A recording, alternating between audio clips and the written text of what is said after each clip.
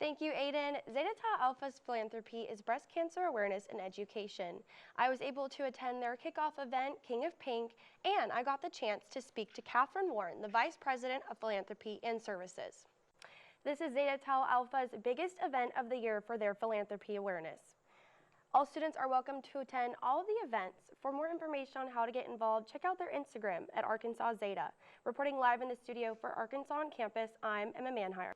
Yes, that's right. Thank you, Avery. Charlie Mackey graduated from the U of A back in 2009. Post-graduation, he moved out to California where he co-founded his real estate firm, Dwellist. Mackey is excited to come back to his home state to further his career, starting with the motel. If the project is a success, we may see more from the Dwellist company here in Fayetteville.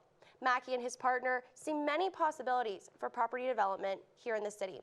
For Arkansas on campus, I'm Emma Manhire. Bill Dietrich already has over 2,000 signatures against this proposal.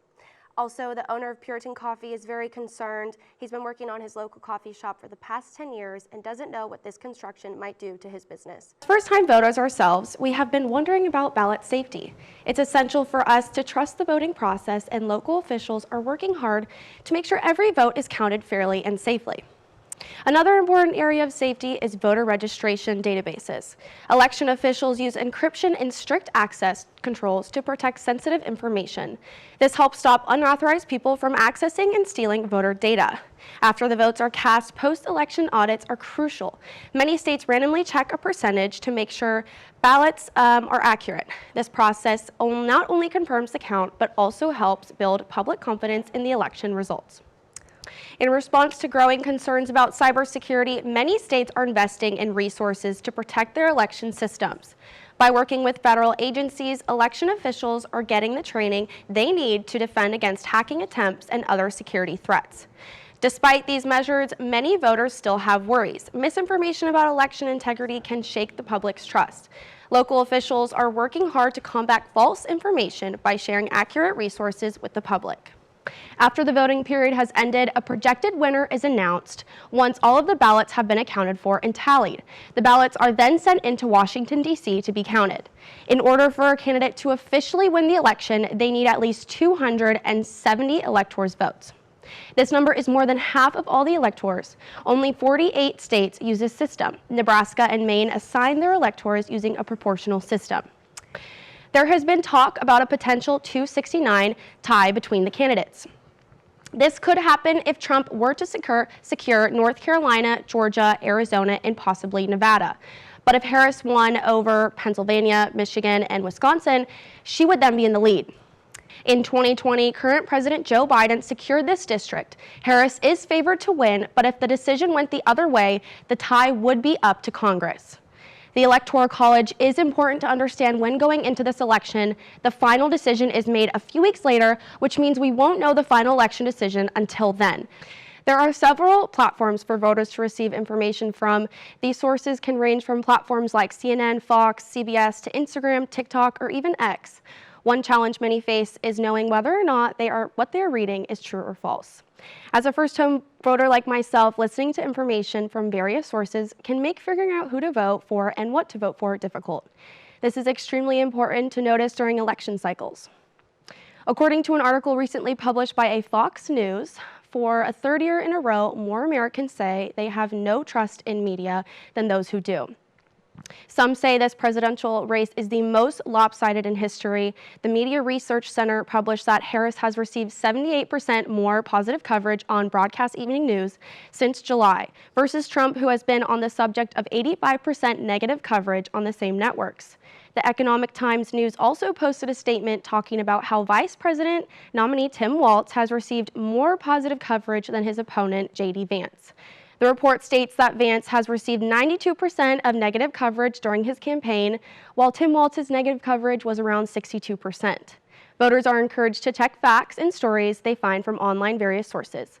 Websites such as votesmart.org or 2024 election resources can be of beneficial use. Reporting live for UATV, I'm Emma Manhire. So I think what you'll see coming with the motel is an opportunity for us to really really show what we're made of with the design aspects and how we can capture the Ozarks. Mackey has recruited a team made up mostly of Arkansas alumni, making this project unique and very special to the community. Charlie Mackey and his team are still submitting proposals to the Fayetteville Planning Committee, where they are in hopes of getting construction started very soon. With 3 acres to work with, he hopes to create a space for guests and local residents of Fayetteville to enjoy. Mackey and his team have still not come up with a ton of branding, so we don't have a name yet for this new and exciting plan, but residents are going to be able to enjoy a cocktail lounge, a coffee shop, a local market, and a pool, and maybe even some fire pits in the winter to keep warm. Mackey is aware of the area surrounding the new complex and is hoping that by bringing in a fresh perspective, this will motivate other business owners and developers to improve other eyesore infrastructures nearby. The story that this motel has told in the past has been rather upsetting and disappointing, I think, for a lot of the locals. So I'm really excited about the opportunity to give them something to be proud of. Catherine's great-grandmother and grandmother have been affected by this disease, and it is one of the many reasons she felt drawn to this sorority's philanthropy and why she wants to help raise awareness for women around her. It really affects 1 in 8 women who will get diagnosed with breast cancer in their lifetime, and I've always been really into encouraging and uplifting other women. The King of Paint kickoff event is just the start of more events to come throughout this week here at the university. 10 fraternities have stepped up to help support this cause, and their first challenge was competing in the Pie of Fraternity President Challenge at the event on Monday. Other fun activities include supporting local businesses, performances, arts and crafts, and much more. I think it's really important to uplift this cause, and beyond the philanthropy, the sisterhood I found here and the belonging and the authenticity. You know, it's all about being rather than seeming, as we like to say, and just sharing the most inner aspects of our being that you may not show to everyone, but you know you can show it in Zeta. Seeing the Greek life community take time out of their busy weeks to come together and help support this cause really showed the true meaning of what these groups can accomplish by working together. The money raised by the sorority will be used in helping fund research grants that in return help further us in the fight to cure breast cancer. The 7-story building is proposed to be built in the current parking lot at the intersection across from the U.S. Postal Office and Collier Drugstore on Dixon Street. This apartment-styled building will hold up to 600 beds with a total of 185 units.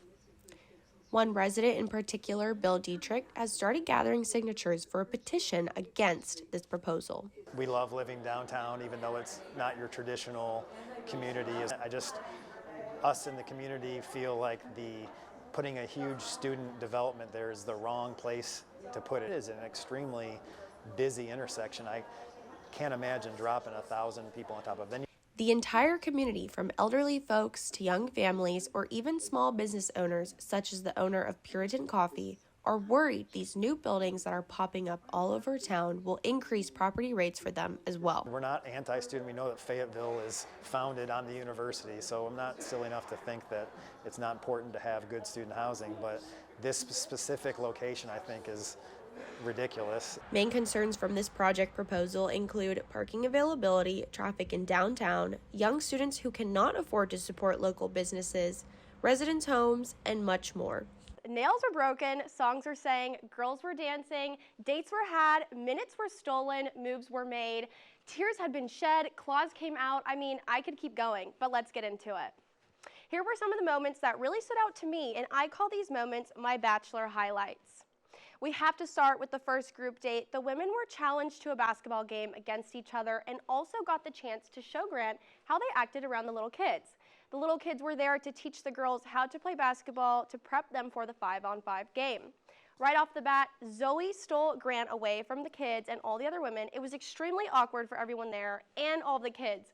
The kids started talking smack about Zoe to the rest of the girls, and I was dying. They were so sassy, and I was loving it. Alex and Grant had their one-on-one date at the mall. Honestly, if it had been my one-on-one date, I would have been disappointed. Where was the helicopter ride or the romantic drive down the California coast? They seemed to have a great time running around this empty mall, but personally, if it was me, I would have been disappointed. Lydia and Grant had a very emotional dinner after the second group date, and even I teared up a little bit. Grant opened up to Lydia about how he can't wait to be a father and have a family to come home to after work. He shared with her that he didn't have the most affectionate relationship with his parents and that he just wants to be loved. How sweet. I mean, come on. All right, guys, I wanted to wrap up tonight's recap with an announcement that Bachelor franchise recently shared. There isn't going to be a next Bachelorette season. And honestly, after Jen's season, I get it.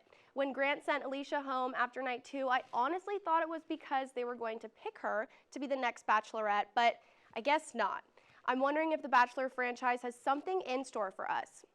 Welcome back to The Bachelor with Emma. I know it's been a hot minute, but I'm so happy to be back to catch you up. In the last couple of weeks, we have seen Grant cut his list of prospects down from 4 to 3 women through hometown dates. Let's touch on those dates super quickly. Strong with Juliana. Grant was so excited for his date with Juliana because of how fun and happy she always makes him feel. Her dad made a quick comment that scared Grant a little bit, but it turns out that Juliana's father just has a little sense of humor, and he ended up falling in love with Grant as well as everyone else as the night went on. Next up, we have Zoe. Now, we all know I'm not the biggest fan of Zoe, and honestly, her date could not have been more her. She chose to give Grant an inside look to their future hypothetical wedding date, and with a bride and a groom photo shoot and everything. It was cringy. It was I just couldn't watch it. I had to skip through most of it.